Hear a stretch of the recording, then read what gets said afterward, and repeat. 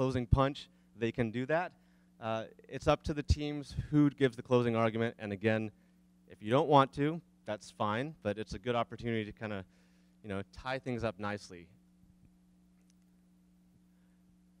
The judges are you. We will judge by show of applause. The instructions to you are you're supposed to applaud for the team that made the better arguments, not the team that you necessarily agree with or the team that said the funnier things. Sometimes the audience follows those suggestions, usually they don't. There are no prizes, so it doesn't really matter, but that's what you'll do. You'll do by applause, and then we'll get, I don't know if Jake is here or not. I was going to make Jake stand up here and just kind of, face the audience and sort of have it be kind of a blind, he wouldn't know who you're cheering for, right? So if he shows up, we'll have him come up and do that. Otherwise, we'll pick someone to do it, because ultimately it doesn't really matter.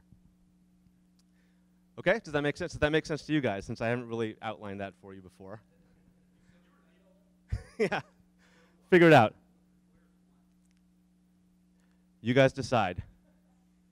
Okay, well, all right, we'll start over here. We'll start in the inside and work out. How about that, okay? If you want to switch seats, feel free. Okay, I'll give you a little bit of a background here. So, plane hacking.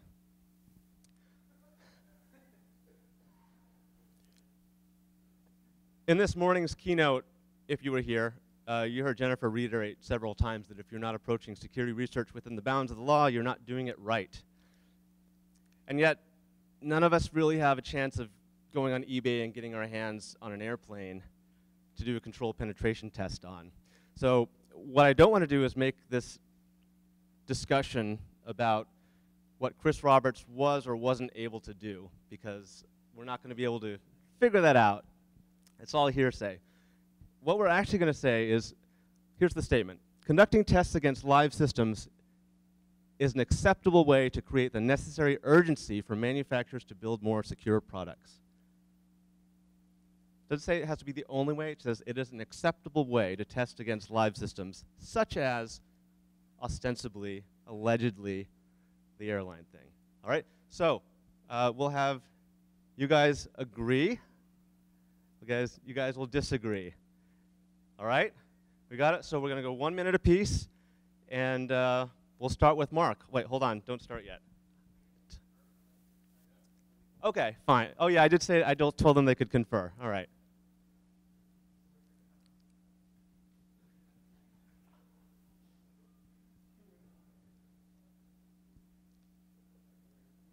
Don't worry, I'm not going to give them very long.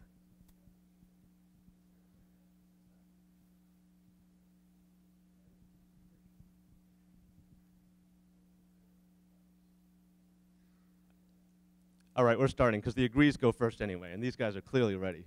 All right, go. I'll tell you when you're done. Well, obviously it's not optimal. Is that on?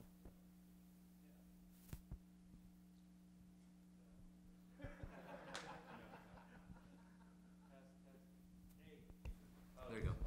Inagata Davida? Yeah. Word up. Don't get too close to Pete, because we're going to stand. Yeah, you go, you stand, then I stand. Otherwise. You don't have to stand. Obviously, this isn't optimal, but in a world where corporations are passing the risk on to us, and especially for something like aircraft, I think it's absolutely mandatory that we do this. That doesn't mean that responsible disclosure is suddenly thrown out the window. But personally, when I fly, I'd like to know that the airplane is not going to be able to be maneuvered by somebody sitting in a seat. Yeah, and I don't know of any other way to create the necessary urgency than actually to show manufacturers that these vulnerabilities exist. Because we all know, we're in the industry, they don't want to believe it. They want to pass both the cost and the risk onto us as consumers, and frankly, that's simply unacceptable. All right.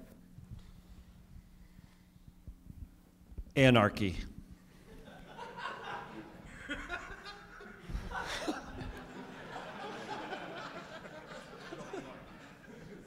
Most of the eastern states of Europe are because of things like this. If you start thinking about this, where's the line we draw? Human lives? Is this okay? If we can do this with aircraft, can we do this in hospitals? You know?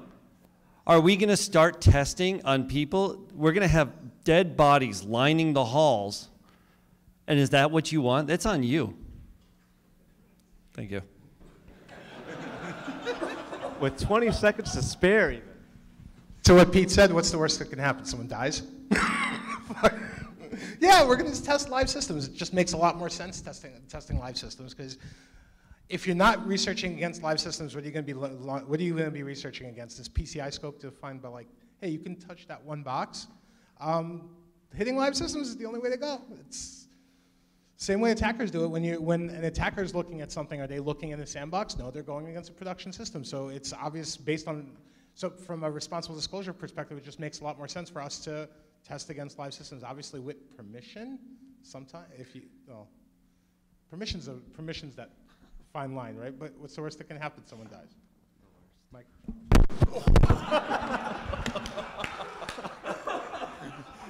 That wasn't meant to happen, I don't think. So conducting tests against live systems, the way I'm reading this question, given the context is the United thing and SideDragon and all that, I would actually interpret this as being without permission. You know, I think from like the purity of the test and making sure that what is there gets found, like testing against live systems is the best way to do it because it's going to get the most accurate result. But you know, one of the things that happened when there was the dude who hacked Mark Zuckerberg's Facebook wall a few years back, you guys might remember that.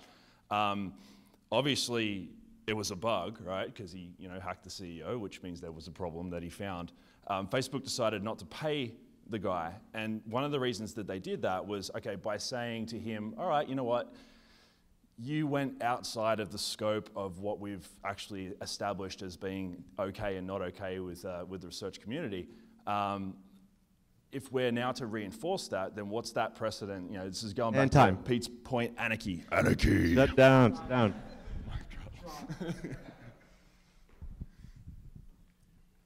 So my first question is, will this allow us to hack our way out of the middle seat?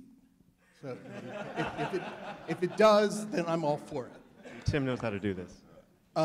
Live systems, what is pen testing? Pen testing is against live systems. What's the option? Testing against systems in a lab? All pen testing is against live systems. That's why we do it, right?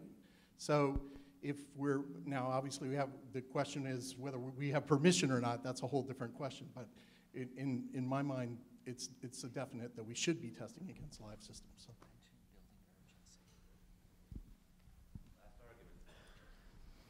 So I wrote software for a living for the better part of 2 decades, and I'm actually a pilot, so I think about this stuff. The fact is, there are ways to write code and test code before you deploy code, and sometimes they're getting used, and sometimes they're not, and sometimes they're getting used and not even in the same device or craft. The fact is, our industry has grown up, and we are now at a stage where screwing around is going to get people killed. Boris is right in that regard. I agree with that element of his argument.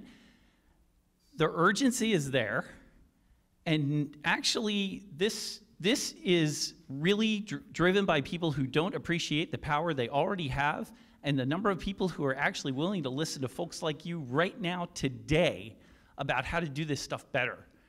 This is the argument from 10 years ago, and we are way past that now. If you don't believe me, talk to the cavalry guys. Okay, do you guys want to get a closing? 30 seconds.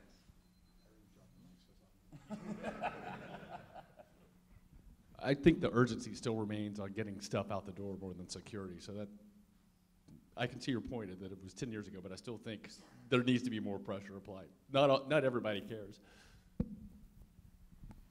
Should I? You want to do it? Because part of the problem, I mean, Australia exists because of things like this. Thought you'd want to take it, but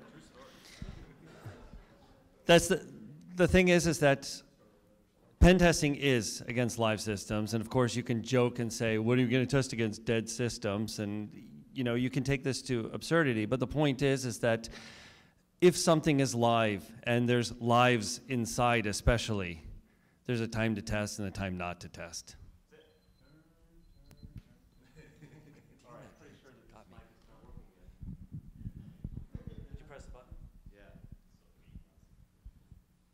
I feel like somebody's trolling me or something with the mic situation, but yet it's won't go green. Okay, Jake, you here? No. All right. A volunteer. Ingrid, Inga, stand up.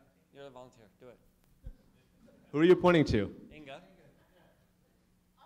Okay, come up front.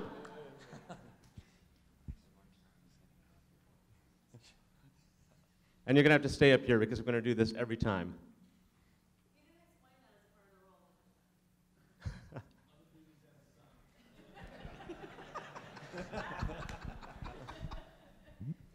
Okay, remember, You're welcome. who do you think made the better argument? That's the question, but you don't have to actually cheer for that. All right, so you're going to face the audience. Okay. Don't look back. Keep looking that way. Who thinks this team did a better job?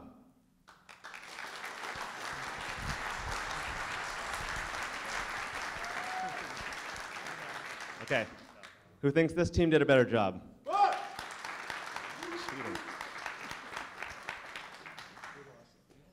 All right, very scientific. First or second? All right, the disagrees have it. Stay up here. Stay near the front. Stay up front, All right. please. Please stay up front. And that's how it works. I was talking to Jake about this last night when I was going to make him do it before he disappeared. And he's like, maybe I can get an app on my phone that will, do the decibel meter on it. Who's going to test it? And I was like, no, that's way too Right scientific. now. Way too scientific for this. We wait till now to test it, really? Live? That's nice, isn't it? Should we take turns being first? So Brandon, vulnerabilities. Heavily marketed vulnerabilities are certainly good at raising awareness and generating headlines. Who's heard of Heartbleed, right? Shell shock? Poodle? Ghost?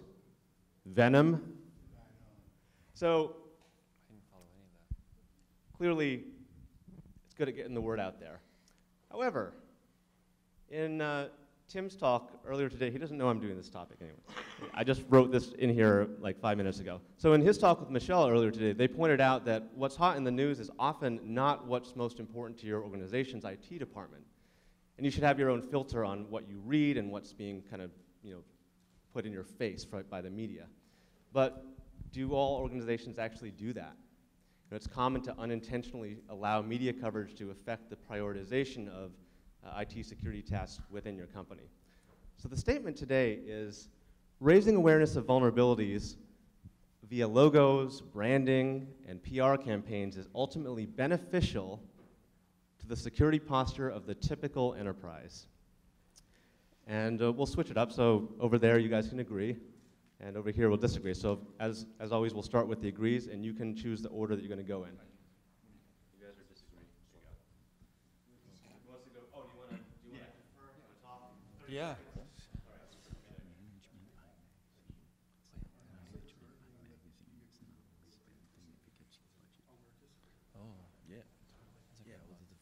These guys are bringing this great. Also, own the domain vuln.logo. People's MTV short attention span requires this today, which is different from 50 years ago. Ready? Sure. All right. Me? Oh. Whoever on your, no, agree. Agree. We start with agree. Start with agree.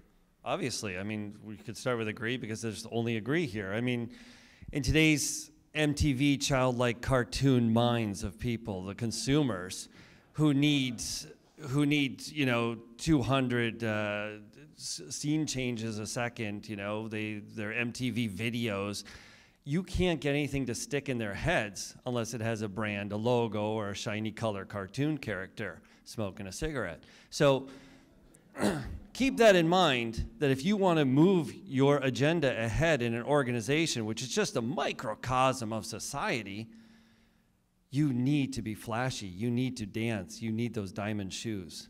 Otherwise, nothing flies.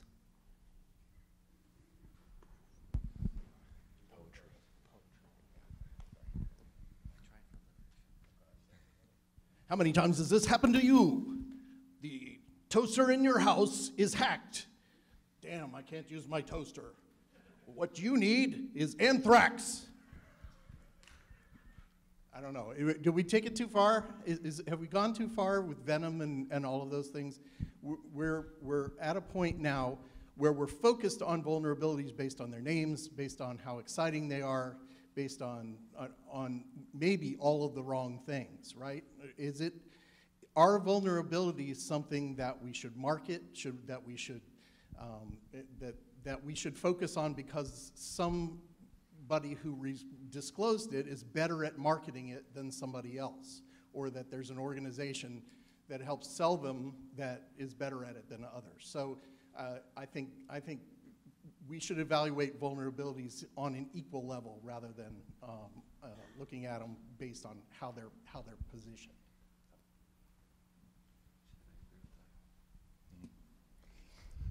So who remembers the CVE ID for Heartbleed? Show of hands. Seriously. Okay, one. Who remembers the CVE ID for Venom or Poodle or whatever? The fundamental issue with the visibility of vulnerabilities and a big part of what we have to do as security professionals is actually a marketing role. It's getting the awareness of the fact that, no, this is a problem that you have, you're not aware of the problem, and your default state is to do nothing because maybe nothing will happen. I think this is a great thing that's going on. I think we're going to run into the issue where we'll start to run out of names and we'll have to go back to numbers, which will be kind of cool. But yeah, I think the awareness around vulnerabilities, which are kind of a sterile topic, this is good for that. P.S. I also own vulnlogo.com, and I'm going to be auctioning it on Twitter after this. Do we really need to give Mandiant's PR some extra work? Seriously? Like, they could just keep coming up with this stupid crap, and it's still vulnerability. I can't even say it with a straight face. Yeah, just put cyber and China in front of it. Little Poodle doesn't make, a Poodle logo doesn't make it any worse or better, does it? It's a picture, it's stupid, it's whatever. It's not gonna raise visibility, and it's not gonna raise visibility until it shows up. See, I can't even disagree with this thing. I really can't. I think it's a great idea.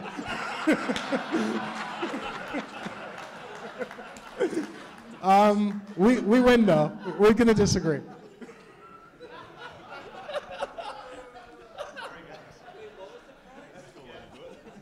So what we're talking about is the security posture of a typical enterprise. How many people here have been in the security role and have had to fight to get a resource? How many people know that their budget isn't what it should be? Things have changed. Target lost a CEO and a CISO, and the boards are starting to care, and the management teams are starting to care. And if you've got a vulnerability with a logo behind it, and you bump into a board member in the hallway, don't be surprised if you might be able to get budget now. And that affects the security posture of a typical enterprise. Well, I'm glad you mentioned Target, because that's the perfect example of why this is bad. The Target had nothing to do with any marketing crap. It had everything to do with how they didn't have their network segmented. And that's the whole problem with this. It lets pinheads prioritize the wrong things. It lets them fall for snake oil. And it doesn't make them prioritize best practices. I mean, we know Target got hacked, but hey, you don't need that. And I don't think Stuxnet had a marketing team, and that seemed to do okay without that. Ralph Langer. Yeah. So. If you're an executive who controls budget and security is not high on your radar, if you're potentially someone who's not as, I won't use the word pinhead, but someone who's not as well informed about security as we are, having your kids talk about some vulnerability at the dinner table, regardless of whether or not they're giving you an informed view on that, I think ultimately is a good thing. Abby, how scary is a picture of a poodle? Ruff. See? Poodle! You prepped it for that. I was actually bitten in the face by a poodle when I was 4 years old, so they're I can show you the scar. Horrifying. Very nice. All right, it's judging time. Come on up. I'll make Sulo do it next time, and you can sit back down after. 'Cause, yeah. Okay, ready, don't look back. Who thinks this team did a better job?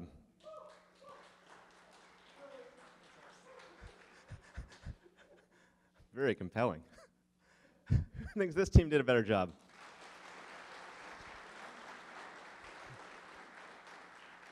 Oh, this is a tough one, I don't know. What's the verdict?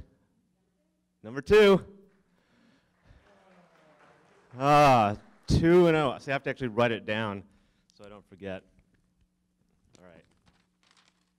That's how forgetful I am. Control group. I mean, is there like a number 3 just in case? You're acting as if this were scientific. Okay. This will be like so like we start out kind of easy and like we're getting a little bit more like in depth, and then we'll go like really easy again at the end. So another discussion about the law. That's what you get when you search Flickr for cyber war.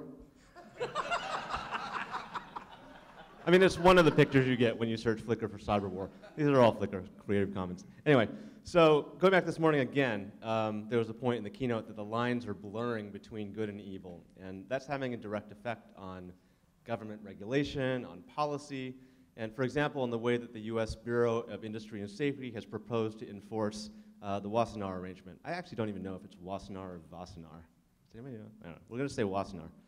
So,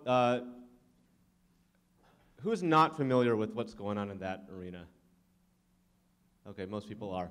I'll just do real quick. So, it's a global pact among 41 nation states that oversees export controls on munitions and arms. And in 2013, that definition of arms was expanded to include intrusion software. And so how each nation state interprets that and implements the agreement in local laws is going to vary from country to country. So just to set the stage for what intrusion software is, under this definition, software specifically designed or modified to avoid detection by monitoring tools or to defeat protective countermeasures, the extraction of data information from a computer or network-capable device, the modification of the standard execution path of a program or process in order to allow the execution of externally provided instructions. That's the definition. So here's what we're going to be arguing about. The new Wassenaar provisions surrounding the regulation of quote-unquote intrusion software will irreparably stunt progress in security research. So, agree? So, Wassenaar bad. Come on, you guys are ahead by 2. Wassenaar good. And are you just going to sit there and say nothing? Okay, so starting on this side, which is the agree side. Who's going to go first? You go first? I probably shouldn't even talk. I've lost 2. Yay?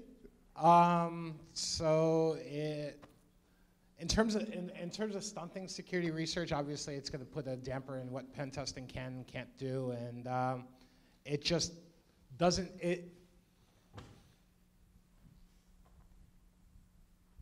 We agree? No.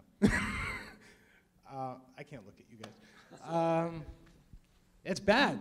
It's something that's going to bring us back in terms of our research capability, and well, Bob's obviously not going to be able to do any more cool stuff, and yeah, no, done.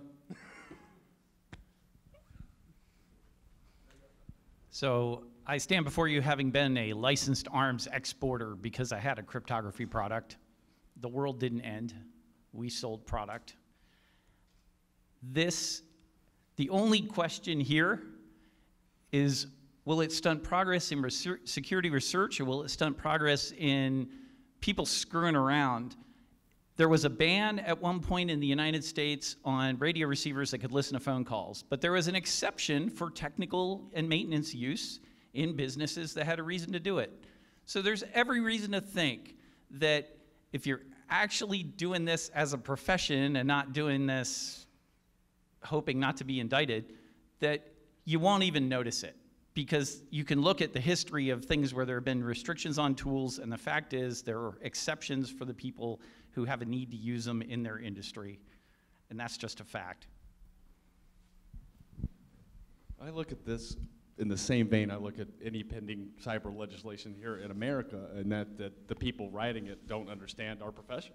And they just, it's almost like they seek to put limits on us to keep the power for themselves and the knowledge for themselves in some way. I don't want to go full Orwellian, but that's where it takes me. Yeah, I'll leave it there. I don't know that hackers are going to let legislation stunt their participation in security research in the first place. Yeah, because we don't really. Thank you for helping me with my argument there, Boris. I don't know if that's how it works, but yeah, we don't follow rules in that sense. And I think in terms of any initial dampening effect as the industry has its initial response to the idea of being legislated, which is really the big piece of what's going on in the reaction right now. We'll if it turns out to be something that's onerous, we'll just figure out a way around it. And if it has impact on our effectiveness as an industry, that rolls up to the government, they'll end up making modifications to it that allow us to continue to do our job, because they're really smart like that, and it's all good. Sorry.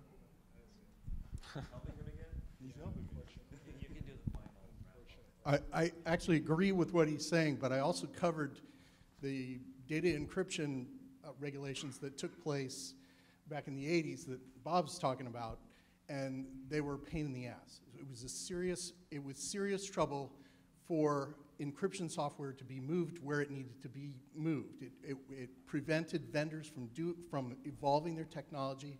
It prevented technology from getting where it was really needed, and it prevented vendors who wanted to abide by the law from developing the technology in a way that it would have evolved much faster if the regulations hadn't been there.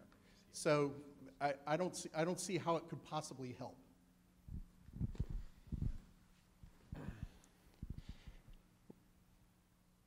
Don't start it yet. I haven't said a word. You already started. You already started. We live in a world where the average person can't buy dynamite to blow up a building that upsets them. It's just too hard. There's regulations for that. It's just hard to get the dynamite unless you know the right person. Now, we're also coming into a world where it's not hard to compile some code to take down a bank. It's not hard to get the tools to do large-scale cyber warfare for the average person. Now, construction hasn't stopped. Mining hasn't stopped just because the average person couldn't get dynamite. But you know what has stopped? A hell of a lot of deaths. Think about that.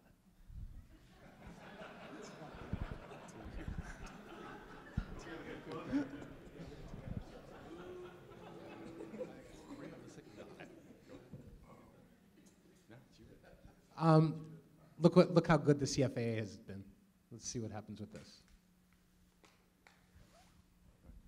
And it's not quite like the Second Amendment has stopped gun crime. Hey,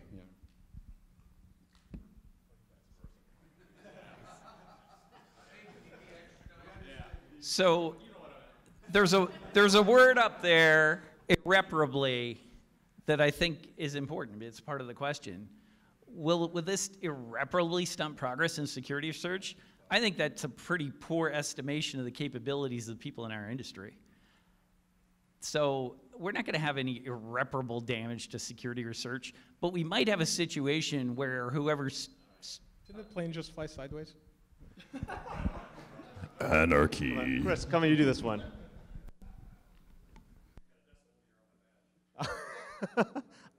That may or may not be true.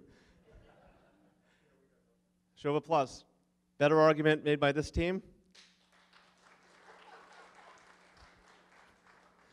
And by these guys? Would have never predicted that. Okay, number 2. Man, 3-0. We don't even have to do the final one, but we will.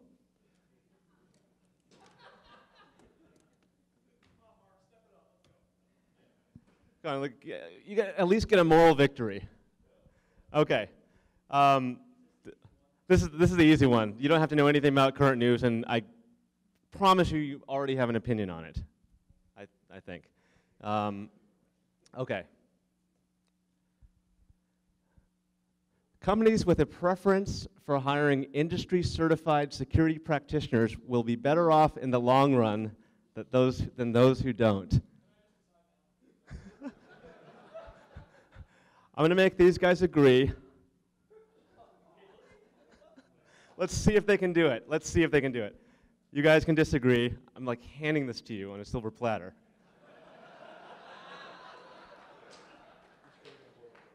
Okay?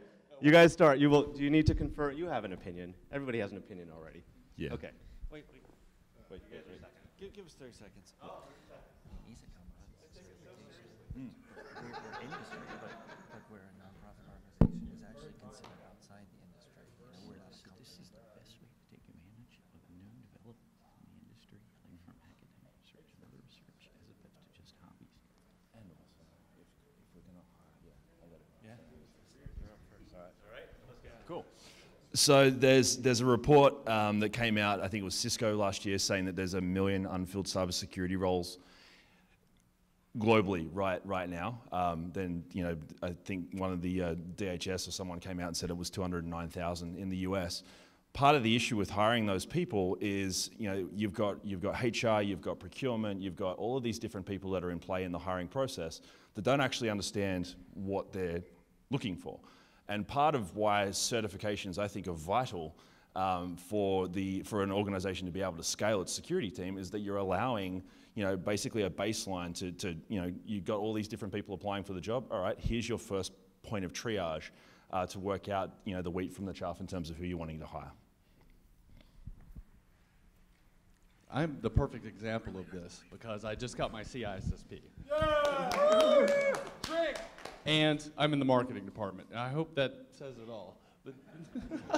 But the problem with certifications is, and I know because all I did was cram to memorize and study for the test. It doesn't actually teach the critical analytical thinking skills that you need to solve the problems that we face. So I can't speak to the people that cram for their tests at the last minute, but I know that when you're trying to hire the best people in this kind of industry, one of the things that becomes apparent is that not everybody has the same grounding in what has been done before and what's gone before, and even research that's being done in places where they don't necessarily go. A good certification program is an opportunity to connect those people to that body of knowledge that is bigger than their immediate colleagues or their one professor in school. So I'm very passionate about the whole CISSP thing. I was the asshole that burned his on the internet. Because you need to be this high to ride to take the test. And I think with enough studying, my 7-year-old can pass it.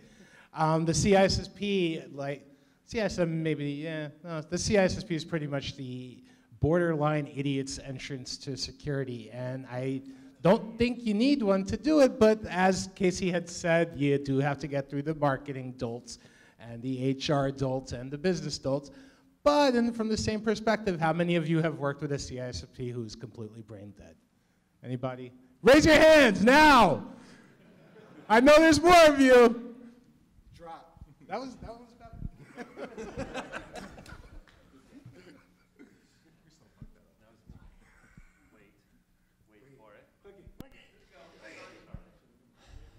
We live in a world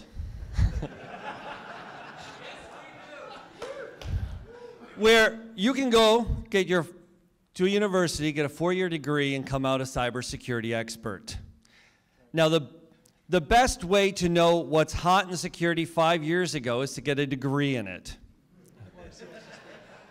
The good thing about certifications, and my organization provides that, is the ability to give hands-on skills and ability today. We can keep up on it. We can keep things moving. And if you think about that, it's so important that these things keep live. There's going to be good certifications and really bad certifications. So you can't put them all in the crucible. It's important that you pick and choose what's right in this world today. Thank you. That's a tough act to follow. All right, since we've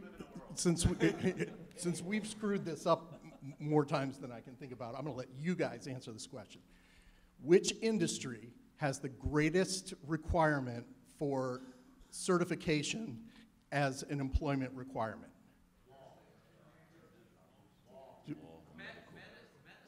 Okay.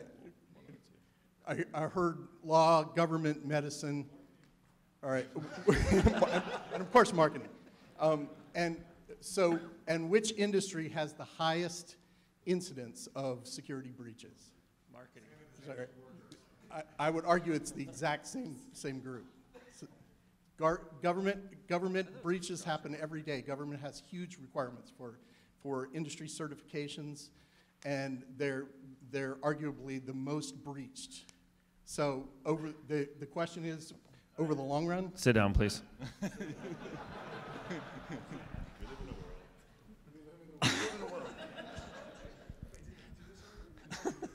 I'm doing the wrap-up. This is the wrap-up in this world. They're ruining my wrap-up here. You see what they're doing because they know they're wrong. You see how they stumble and, there's that certification, construction workers, you know, falling down, safety. They're crying. How many security certifications are hands-on? Anybody? The OSCP and the OSC, that's about it. Have any of you seen them recently on any corporate positions outside of pen testers? Cool. Yeah, we're done. Hands-on. I got your hands on. Okay, Chris, come on, one more time.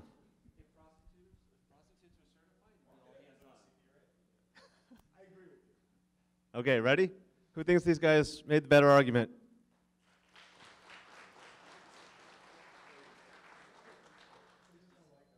Better argument.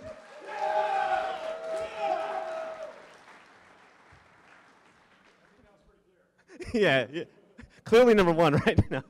All right, so they got one. So 3-1. That's not too bad. That's not too bad. All right, we're going to skip this one because in the interest of time, there's a nice picture of a rocket there. All right, so we've established the winner. These guys won 3 rounds. These guys won 1. Great, we know who won. There are no prizes. There's just glory. You can tweet about it. Thanks to all you guys for participating. I hope you guys enjoy that. Let me just say that it is hard to get up here and do that. So give them another round of applause.